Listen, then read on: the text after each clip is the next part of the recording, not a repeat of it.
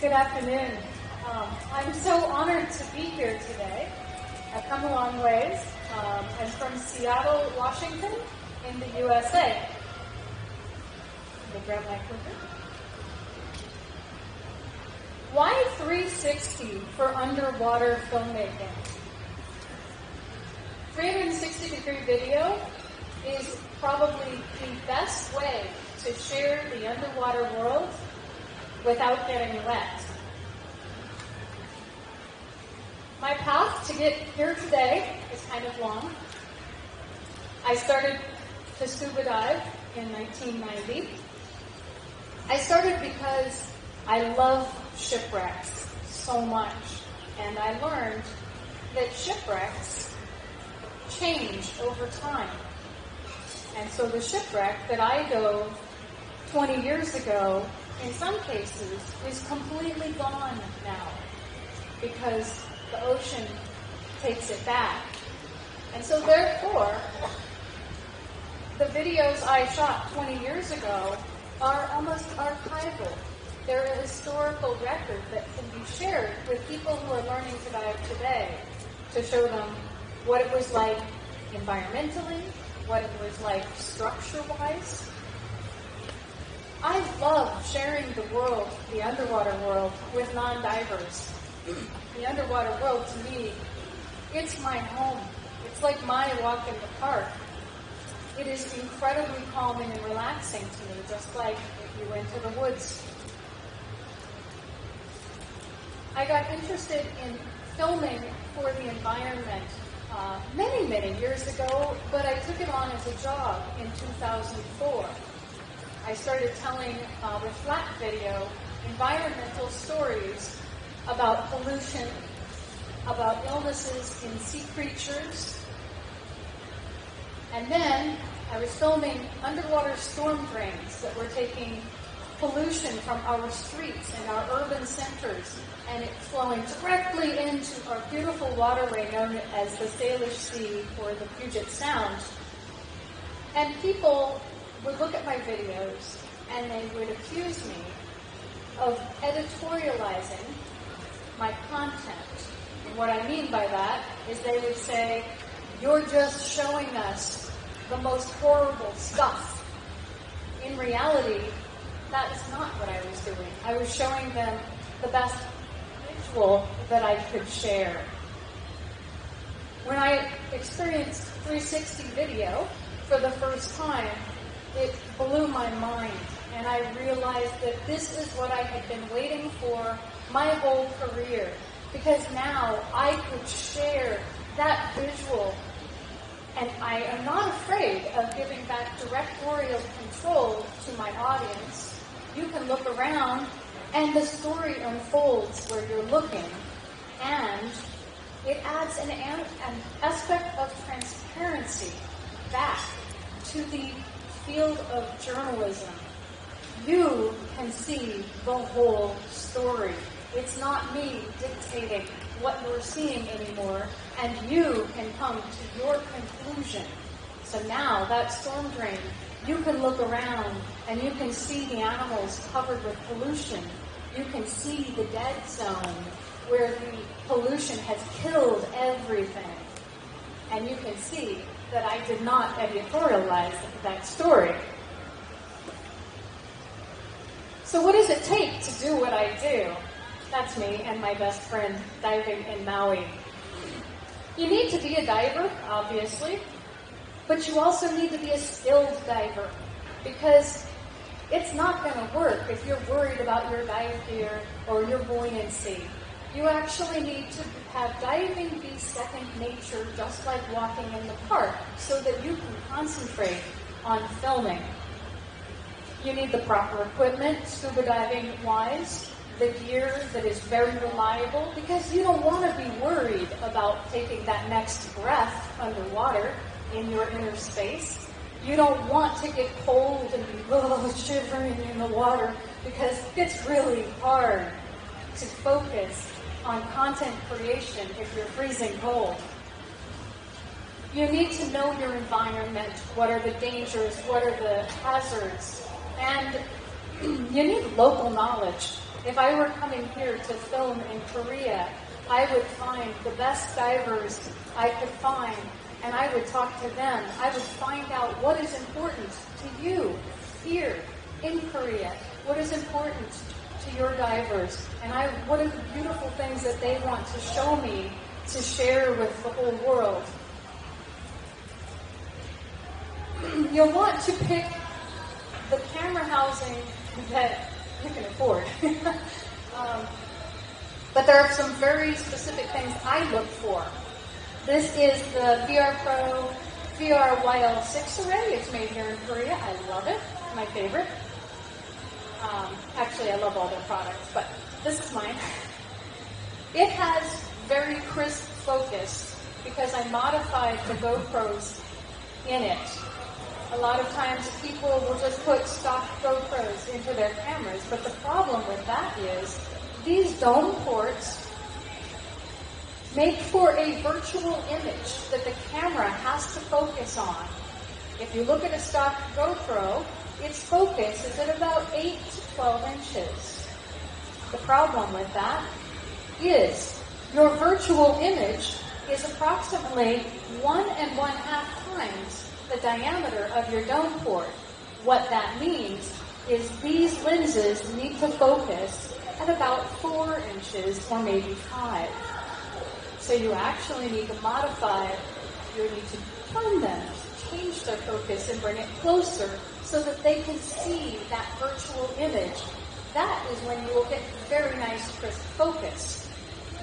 VR Pro also makes a very nice 3 array, which uses the Immersion 220 lenses, and that is my absolute favorite because I choose the housing and array I use for the content I'm creating. But more on that later. I want a housing that is well balanced, that will basically float right next to me if I want it to, without tilting, without moving, because that is what balances my horizon. I want to have easy access to the cameras so that if something goes wrong and you're out on a boat, that you can actually get in there and fix it really fast, because a lot of what I do on the boat is time sensitive. You only have a window, a magic window of time to get on that shipwreck when the current slows down enough, or the boat has to get back to dock before a certain time. So you have to be able to nail it. You can't have something that you have to wrestle with between your legs to try to get open and fit to your cameras. And the proper camera system for the job. I'll use a big array like this for subject matter that is far, far away and large, like a big shipwreck that I'm swimming far away from, or a big whale. I'll use a 3 array if I'm in a smaller space that needs a lot of overlap but less pitch lines, so inside something like a shark cage. A very important thing for underwater footage is getting stable shots, because part of the problem with it is that you're traveling in 3 dimensions. You're not locked down. Suddenly you're floating through space, and that can be disorienting to your viewer. This little guy, this little harbor seal pup, was making it very, very hard for me to shoot that day because he kept tugging my camera. See? Harbor seals like these too. So, how do I shoot stable footage? The number one simplest way is with a monopod tripod. It's comfortable for most viewers. I use this to get the establishing shots, the ones that you want people to look around and have a moment to take in what they're seeing. I'll use it for close focus, wide angle. I use a lot of the same techniques that were developed for flat filmmaking in my 360 videos. I frame things based on a 90 degree by 90 degree window, because that way you could watch my videos on a flat screen and they'd still be nice. I use rule of thirds and everything. I really try to think about that and be logical about it. Another nice thing about static shots is they're often much easier to stitch. Here's a couple examples. Sorry about that. The one on the left was a homemade housing. The one on the right is the homemade housing. The one on the left is the 3 array I was mentioning. Diver handheld is for dynamic shots, big whales, as I mentioned. Motion is sometimes less comfortable for the viewer. It's more challenging due to these variables, due to the up and down motion, the left and right motion, the current, the swimming. Just my body's movement will affect the camera. This will also often need more work in post. I will stabilize shots with Mocha VR, and so you need a stronger computer or a more talented editor.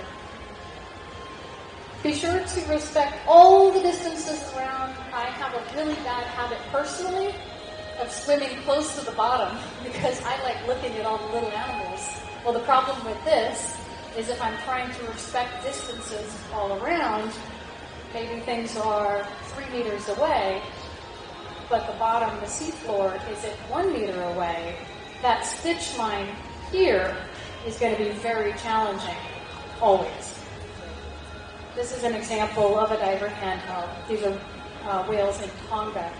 And this is snorkeling, and they're all like this, bounce, bounce, bounce, so you have to use Mocha VR. A diver propulsion vehicle, underwater scooter. Additional diving knowledge is needed to use these. They're not always available at destinations, but they make very, very stable footage.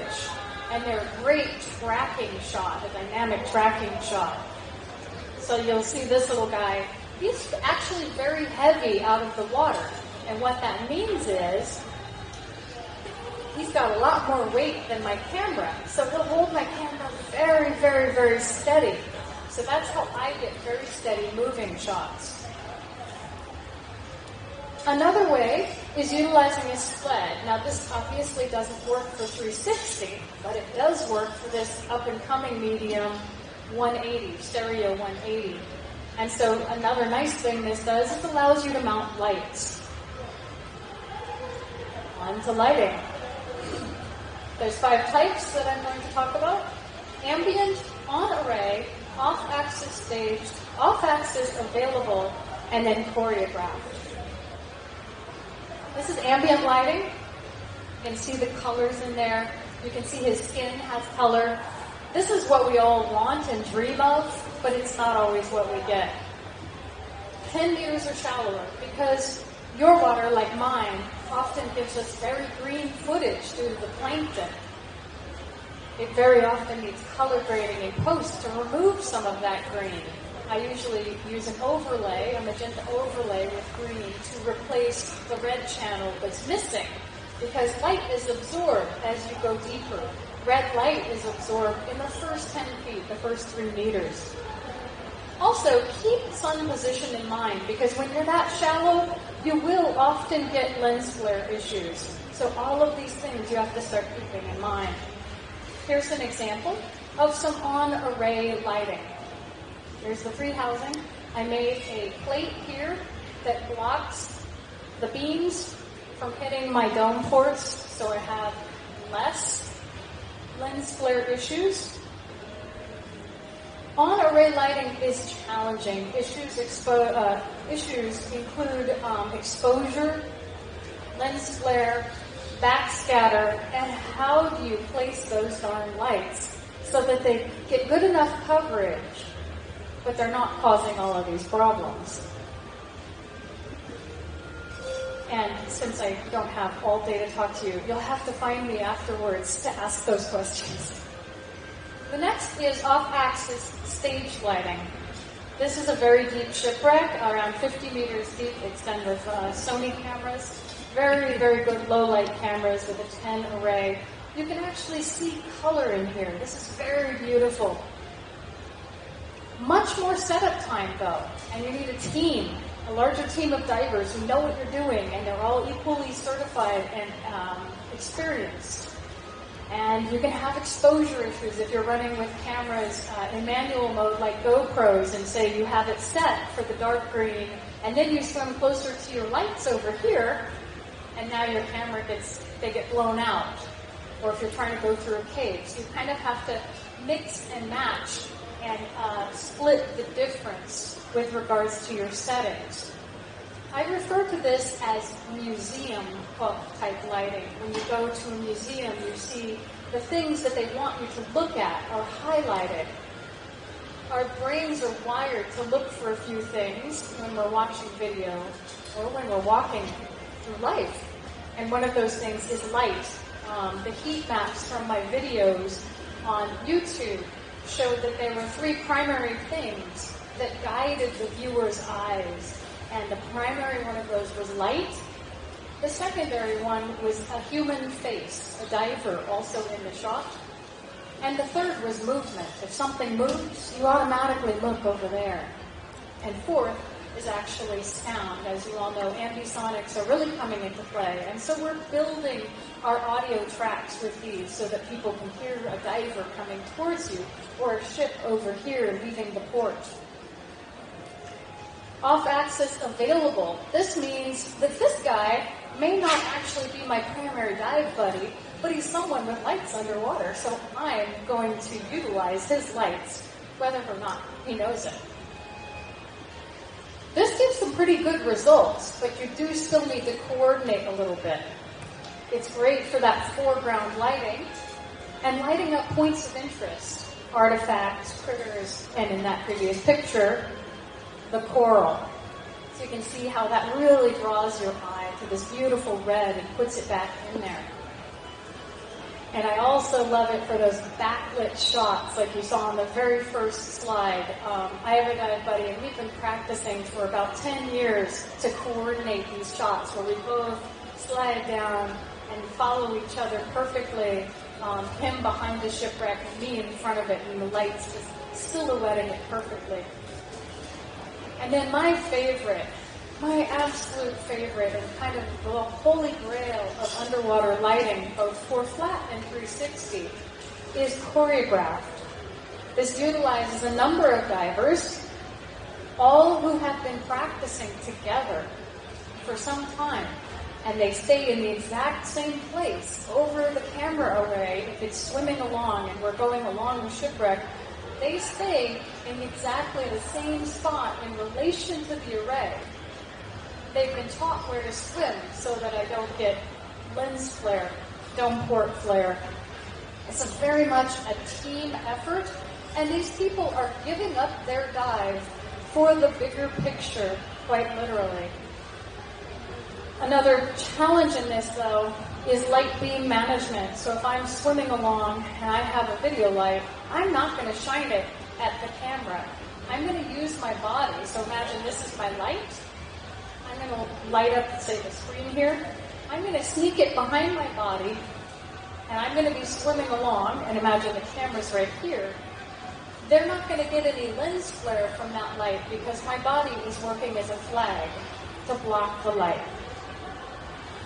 Here's a few more tips. This is what I was talking about with distance matters. You make this bubble around you that you have to be able to visualize in your mind. I've been doing this for a while, so I can see this in my head. I visualize all of this stuff and I can see it. 1.5 meter for monoscopic, 3 meters for stereoscopic. And if you shoot closer, you plan for those stitch lines. You plan to do some compositing in post. This line, this red line, that's my nemesis. That's there to remind me to stay further off the bottom.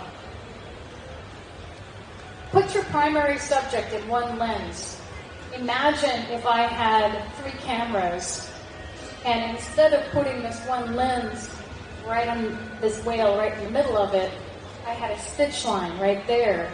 And imagine that whale had a baby hiding behind it, but then came towards the camera. That shot would basically be ruined because you'd have a baby whale coming forward and changing distance. And so you'd have more challenges with your stitch line. And I really encourage people to think about shooting in sequence. This is a modified BBC 5-shot technique.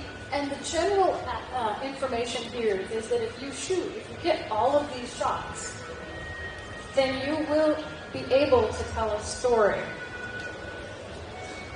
And finally, we'll move on to these trends really quick because I'm getting the hook coming from the side. housings for existing unibody design cameras, stereo 180, large sensor camera arrays, such as the 10x10 Sony UMX S3CA camera arrays, and then the 3 and 4 Sony A7 IIS and Panasonic GH5 arrays. From a business point of view, we're looking at serial content, narrative story, documentaries, bringing in an additional user base from the consumer space, and education and conservation. And finally, I promise I'm almost done, shoot in the sweet spot for your camera array. If you need a different camera to get better content, make friends with someone who's got that better camera array if you can't afford to buy one. We're stronger together, all of us in this room. All of you have knowledge that I don't have, and I would love to draw on. A good way to get better at filming is to film and learn about stitching and editing, because then you understand what your stitcher and editor is going to have to deal with. Don't hoard information. The people you mentor today could be your team members and partners tomorrow. So you want them to be the most clever, smart people, and you want to build their knowledge. And finally, if we collectively grow the industry with great content, there will be work to go around. Thank you. 네, 수중에서의 가상현실 콘텐츠 촬영